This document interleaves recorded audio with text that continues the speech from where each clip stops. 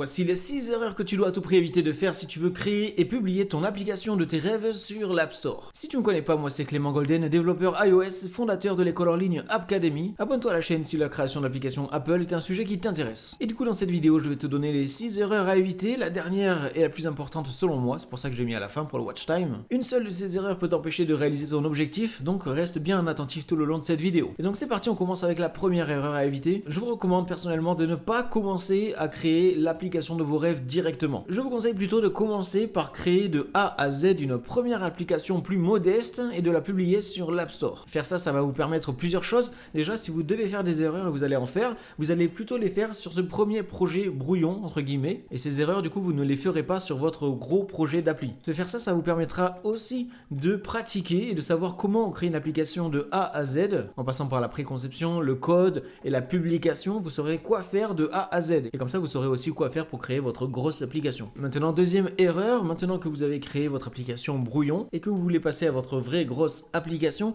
l'erreur à éviter, c'est de directement vouloir créer l'application ultime avec 500 000 fonctionnalités. Je vous recommande plus de commencer avec une version PMV de votre appli, produit minimum viable. Créez une première version de votre appli ultra simple, avec les fonctionnalités vraiment essentielles et avec quand même ce qui fait de votre application une application unique. Évitez de tout vouloir ajouter directement avant de la publier, votre appli. Si vous voulez par exemple après ajouter des widgets à votre application mais que ça ne fait pas vraiment partie de ce qui différencie votre application des concurrents, je vous invite plutôt du coup à mettre ces widgets plus tard dans une future mise à jour. Commencez par publier une première version de votre application PMV comme je vous l'ai dit, et après ça, une fois qu'elle est publiée, n'hésitez pas après à la mettre à jour régulièrement. Comme ça vous permet de montrer au monde votre appli et ça vous permet de récolter des premiers utilisateurs qui vont pouvoir faire des retours sur ce qu'ils pensent de l'appli, sur ce qu'ils aimeraient que vous ajoutiez à l'intérieur, et comme ça vous allez pouvoir baser vos futures mises à jour sur les demandes de vos utilisateurs. Maintenant, troisième erreur à éviter de faire, c'est de créer votre application un petit peu au feeling, sans savoir quoi faire, sans avoir une vraie marche à suivre étape par étape. Vous gagnerez énormément de temps si vous suivez une méthode étape par étape. Et donc pour ça, je vous invite à vous inscrire avec le premier lien dans la description de la vidéo à Appcademy, mon école en ligne. C'est gratuit, ça fait plaisir et vous aurez plein de leçons, plein de vidéos, notamment sur la partie comment créer une appli et sur la partie quoi faire étape par étape. Donc n'hésitez pas, inscrivez-vous sur Appcademy, lien en description de la vidéo. Et maintenant, quatrième erreur à éviter, c'est négliger la préconception d'une application. Donc tout ce qui se passe avant de créer votre application, avant de la coder. Il est très important de faire au moins deux choses. Déjà, premièrement, c'est de faire un cahier des charges. Ça va être un document sur lequel vous allez détailler votre application de A à Z. La cible de votre application, à qui elle est destinée, les fonctionnalités essentielles de votre appli, aussi que va pouvoir faire l'utilisateur sur votre appli. Il est très important de détailler tout ça dans le cahier des charges, comme ça vous avez un plan précis à suivre après pour créer votre application. Vous ne la créez pas à l'aveugle et vous perdez beaucoup moins de temps comme ça. Ensuite, deuxième chose à faire, c'est de créer des wireframes. Le plus simple à faire, vous prenez un papier, un crayon et vous détaillez votre application. Vous faites des petits croquis pour détailler chaque écran, chaque bouton, qu'est-ce qui va se trouver à tel ou tel endroit. Comme ça, quand vous créez votre application, vous avez ce modèle à suivre et vous devez reproduire ce que vous avez créé en croquis. Là aussi, vous allez gagner énormément de temps plutôt que de faire ça au hasard, au feeling. Donc, cahier des charges et wireframe, ça c'est indispensable.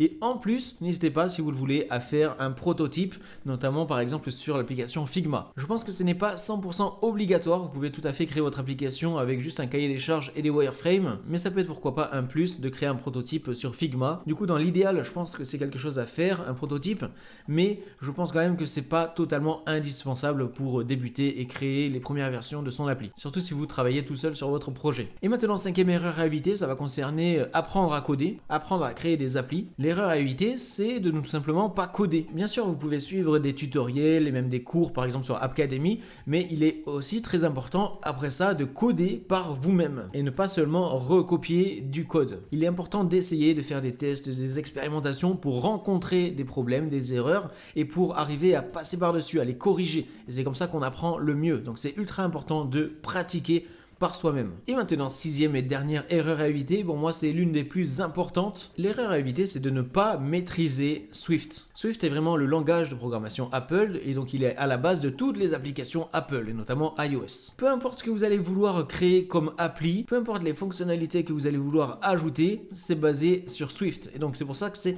ultra important de le maîtriser et de le comprendre. Si vous n'arrivez pas à créer votre application, c'est parce que vous ne maîtrisez pas Swift. Par exemple, si vous voulez ajouter un système de création gestion de compte avec un stockage en cloud. Tout est basé sur Swift et donc vous pouvez regarder des tutoriels, de la documentation, vous aider d'une IA pour faire telle ou telle chose. Mais quand vous allez rencontrer des bugs, parce qu'il y en aura, vous ne saurez pas quoi faire, vous ne saurez pas d'où ça vient parce que vous ne comprendrez pas vraiment le code que vous écrivez ou que vous copiez-collez. D'où l'importance de maîtriser Swift. C'est un aspect souvent négligé mais ultra important. C'est pour ça d'ailleurs que sur App Academy, j'ai créé un cours spécifiquement sur la maîtrise de Swift. Et du coup, c'est la fin de cette vidéo. J'espère qu'elle vous aura été utile. Maintenant, si vous voulez passer à l'action et enfin créer l'application de vos rêves, n'hésitez pas à vous inscrire sur App Academy. Premier lien en description de la vidéo. Je peux vous aider là-dedans. Vous avez plein de contenu gratuit. Et après, si vous voulez vraiment investir sur vous-même, vous pourrez le faire sur l'école en ligne. N'hésitez pas à laisser un like sur la vidéo. Abonnez-vous à la chaîne. Du coup, on se retrouve très bientôt pour une nouvelle vidéo. Allez, salut!